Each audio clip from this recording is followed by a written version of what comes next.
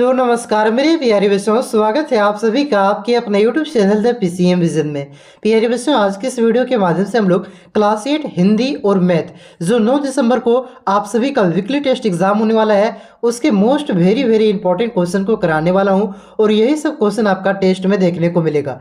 इसलिए आप लोग वीडियो पे अंत तक बने रहें और चैनल पे पहली बार आएँ तो चैनल को सब्सक्राइब अवश्य कीजिएगा, क्योंकि इसी प्रकार से आगे आपका जो वीकली टेस्ट एग्जाम होने वाला है उसका इंपॉर्टेंट क्वेश्चन करवाया जाएगा और फाइनल बोर्ड एग्जाम के लिए भी आपका मोस्ट वीवीआई इंपॉर्टेंट क्वेश्चन करवाया जाएगा। तो चैनल पे आप लोग नए हैं तो चैनल को सब्सक्राइब जरूर कीजिएगा और इस वीडियो को जितना हो सके दोस्तों में शेयर जरूर कीजिएगा। तो चलिए शुरू करते हैं और एक करके सारे क्वेश्चन को देख लेते हैं। तो देखिए बच्चों, सबसे पहले यहाँ पे हम लोग हिंदी के इंपॉर्टेंट क्वेश्चन को डिस्कस करते हैं, उसके बाद हम लोग मैथ के इंपॉर्टेंट क्वेश्चन को डिस्कस करेंगे। ठीक है, तो देखिए हिंदी का पहला क्वेश्चन है कि ओलंपिक खेल एम्स्टर्डम में कब आयोजित हुआ था। तो जो आपका ओलंपिक खेल है एम्स्टर्डम में आपका ये 1928 ईस्वी में आयोजित हुआ था। इसका करेक्ट आंसर होगा 1928 ईस्वी। और इसमें जो भारतीय हॉकी टीम के कप्तान थे ये कौन थे, तो याद रखिएगा जयपाल सिंह मुंडा। ठीक है, उसके बाद देखिए अगला क्वेश्चन आपका क्या है कि भारतीय संविधान सभा का गठन कब हुआ था। तो भारतीय संविधान सभा का गठन आपका 1946 में किया गया था।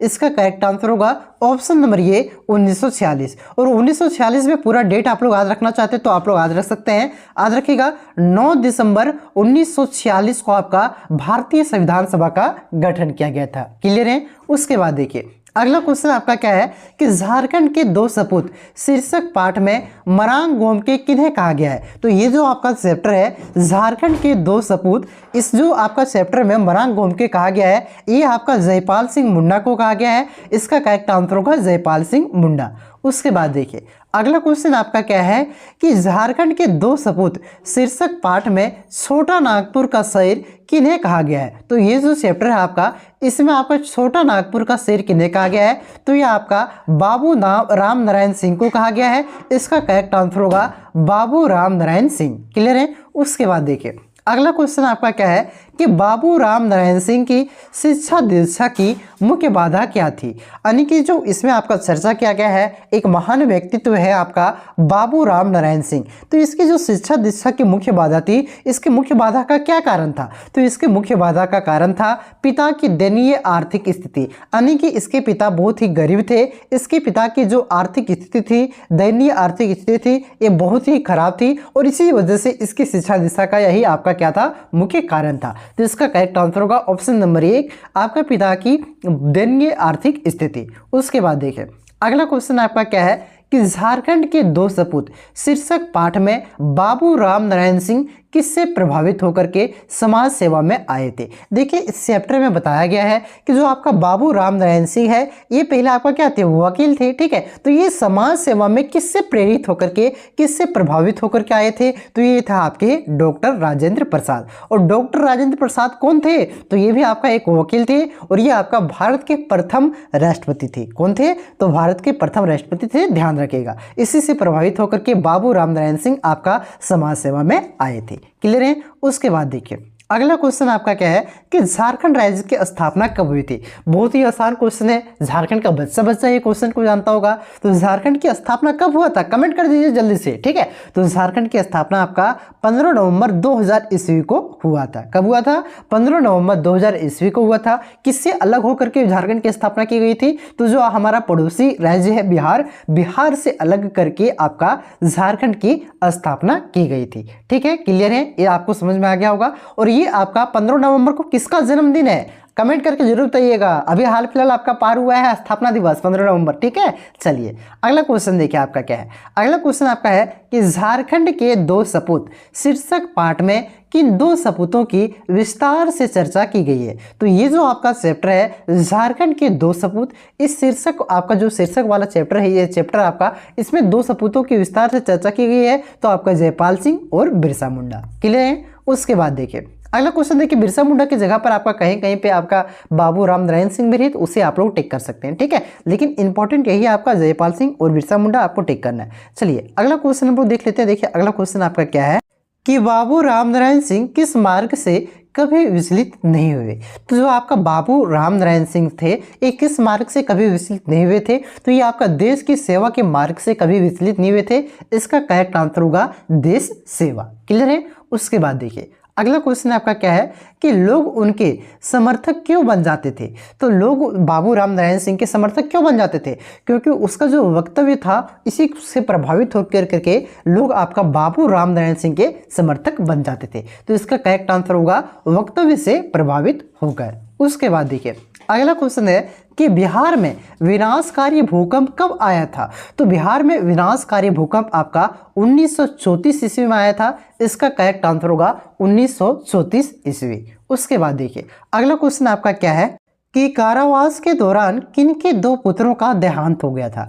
तो जब जेल में थे तो उसके दो पुत्रों का मृत्यु हो गई थी, देहांत हो गया था। तो वह व्यक्ति कौन था? तो ये आपका बाबू रामनारायण सिंह थे, जो आपका हजारीबाग जो आपका है ना, हजारीबाग से कौन है कमेंट करिएगा, ठीक है। हजारीबाग का जो आपका सेंट्रल जेल है यहीं पे उससे कारावास यानी कि जेल में बंद किया गया था। उसी दौरान आपका जो बाबू रामनारायण सिंह है इसके दो पुत्रों की मृत्यु हो गई थी, आपका देहांत हो गया था। और बाबू रामनारायण सिंह के नाम पर ही हजारीबाग का जो जेल है उसका नाम रखा गया है, ठीक है। तो याद रखिएगा किनके कारावास के दौरान? तो बाबू रामनारायण सिंह के कारावास के दौरान। अगला क्वेश्चन देखिए आपका क्या है कि निर्भीक का विलोम है। तो निर्भीक का विलोम आपका भीरू होता है। इसका करेक्ट आंसर होगा भीरू। उसके बाद देखिए अगला क्वेश्चन आपका देखिए क्या है कि बस की यात्रा शीर्षक पाठ के लेखक कौन है? तो ये जो आपका चैप्टर है बस की यात्रा शीर्षक पाठ के लेखक का नाम क्या है? तो हरिशंकर परसाई। हरिशंकर परसाई ही ने आपका बस की यात्रा शीर्षक पाठ को लिखा है। इस चैप्टर को अगर आप लोग पढ़िएगा तो आपको पता चलेगा, बहुत ही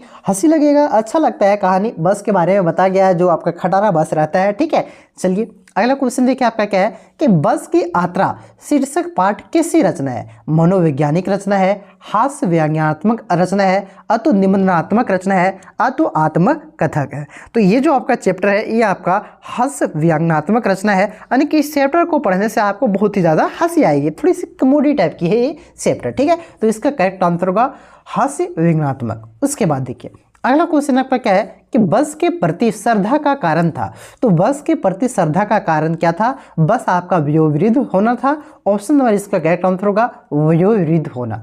उसके बाद देखिए अगला क्वेश्चन है कि बस की यात्रा पाठ के आधार पर लेखक को लोगों ने शाम वाली बस से सफर ना करने की सलाह क्यों दी थी? तो देखिए बस की यात्रा जो आपका चैप्टर है इसमें बताया था कि लेखक ने जो आपका शाम वाली बस है इस पर आप सफ़र ना करें। तो ऐसा सलाह क्यों दिया था? तो क्योंकि बस आपका बहुत ही खटारा था, यानी कि बस की जो दुर्दशा थी ये बहुत ही खराब थी और इससे क्या थे लेखक परिचित थे। इस वजह से शाम वाली जो बस से सफ़र ना करने की सलाह दी थी, ठीक है। तो इसका करेक्ट आंसर होगा ऑप्शन नंबर 1, बस की दुर्दशा से परिचित थे लेखक, इस वजह से। अगला क्वेश्चन आपका देखिए कि बस की यात्रा शीर्षक पाठ में लेखक हर पेड़ को अपना दुश्मन क्यों समझ रहा था? तो इसलिए समझ रहा था क्योंकि उस लेखक को लगता था, ठीक है, कि बस कहीं पेड़ से ना टकरा जाए, ठीक है। इस वजह से प्रत्येक पेड़ को अपना दुश्मन समझ रहा था। तो इसका करेक्ट आंसर होगा क्योंकि बस पेड़ से ना टकरा जाए। अगला क्वेश्चन देखिए आपका क्या है कि हास्य व्यंग्यात्मक रचना की श्रेणी से कौन सा पाठ है? तो ये जो आपका हास्य व्यंग्यात्मक रचना, तो कौन सा पाठ हास्य व्यंग्यात्मक श्रेणी से लिखा गया है? तो ये आपका बस की यात्रा है। शुरू में ये क्वेश्चन था बस की यात्रा कैसा पाठ है, तो ये आपका हास्य व्यंग्यात्मक है। वही इसी क्वेश्चन को घुमा दिया गया है कि हास्य व्यंग्यात्मक रचना की श्रेणी में कौन सा पाठ है? तो ये आपका बस की यात्रा हो जाएगा, ठीक है। इसी प्रकार से बोर्ड एग्जाम में भी क्वेश्चन आपके आएंगे। अगला क्वेश्चन देखिए क्या है कि यातायात की दुर्व्यवस्था किस पाठ की विषय वस्तु है? तो यातायात की दुर्व्यवस्था आपका कौन से पाठ की आपका विषय वस्तु है? तो ये आपकी बस की यात्रा में आपका यातायात की दुर्व्यवस्था की खराब स्थिति को दिखाया गया है। तो इसका करेक्ट आंसर होगा बस की यात्रा।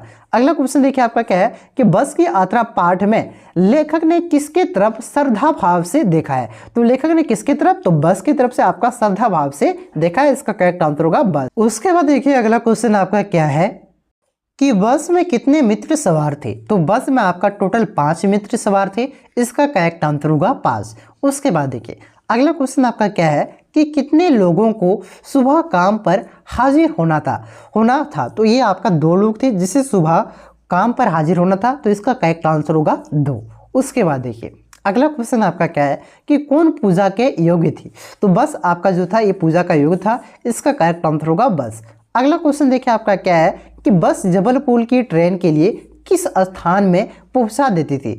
तो बस जो आपका था ये जबलपुर की जो स्थान था आपका था जबलपुर, इसके लिए किस स्थान पे पहुंचा देता था, तो ये आपका सतना पहुंचा देता था। इसका करेक्ट आंसर होगा सतना, और सतना से ही आपका जबलपुर की ट्रेन मिलता था। अगला क्वेश्चन देखिए क्या है कि सुबह का विलोम क्या होगा, तो सुबह का विलोम आपका शाम हो जाएगा, शाम इसका करेक्ट आंसर होगा। चलिए अब कुछ सब्जेक्टिव क्वेश्चन को देख लेते हैं जो कि डायरेक्ट आपके टेस्ट हो में देखने को मिलेगा। तो देखिए पहला सब्जेक्टिव क्वेश्चन है कि जयपाल सिंह मुंडा ने आईसीएस का प्रशिक्षण किस कारण छोड़ा था। तो देखिए जयपाल सिंह मुंडा ने आईसीएस का प्रशिक्षण भारतीय हॉकी टीम के कप्तान के रूप में खेलना और भारतीय ओलंपिक स्वर्ण पदक दिलाने के महान कर्तव्य के कारण छोड़ा था। तो यहाँ पे आप लोग डायरेक्ट लिखेगा कि जयपाल सिंह मुंडा ने आईसीएस का प्रशिक्षण इसलिए छोड़ा था क्योंकि उसे क्या करना था, भारतीय हॉकी टीम का कप्तान के रूप में खेलना था। साथ ही साथ वो भारतीय हॉकी टीम को क्या करना चाहते थे, ओलंपिक में स्वर्ण पदक यानी कि गोल्ड मेडल दिलाना चाहते थे। इस कर्तव्य के कारण उन्होंने आपका आईसीएस का प्रशिक्षण को छोड़ दिया था। अगला क्वेश्चन देखिए क्या है कि मरांग गोमकी किन्हें कहा गया है, उन्हें क्यों पुकारा जाता है। मरांग गोमकी किन्हें कहा गया, तो जयपाल सिंह मुंडा को, और उन्हें किस लिए पुकारा जाता है। तो देखिए मरांग गोमकी जयपाल सिंह मुंडा को कहा गया है, उन्होंने आदिवासियों के कल्याण के लिए अथक प्रयास किए।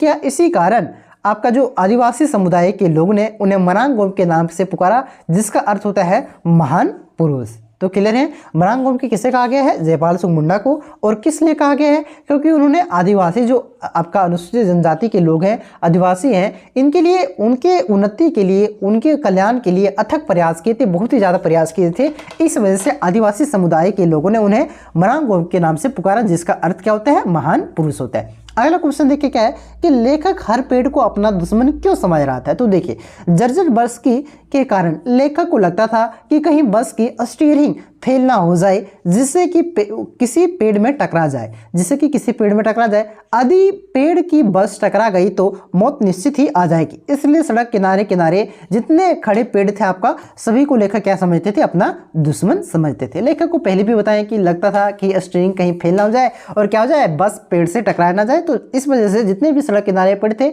सभी को लेखक अपना दुश्मन समझते थे।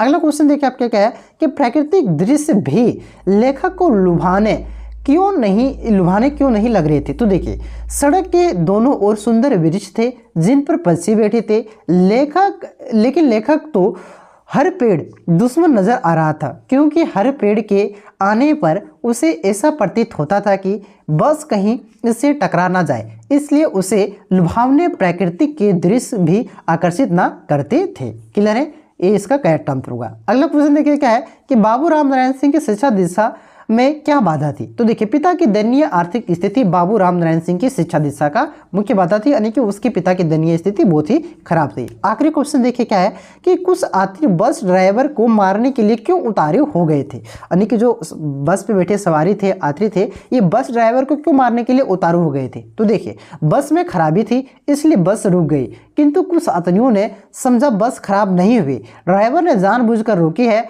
और बस खराब होने का बहाना किया है। उसके अनुमान से डाकुओं लुटेरों से साठ गांठ है, इसलिए वे बस ड्राइवर को मारने के लिए उतारू हो गए थे। देखिए यहाँ पे सिंपल ये बात है कि देखिए बस आपका खराब हो गया था, कहीं कहीं पे बस रुक जाती थी, तो कुछ लोगों को लगता था कि बस आपका खराब नहीं है।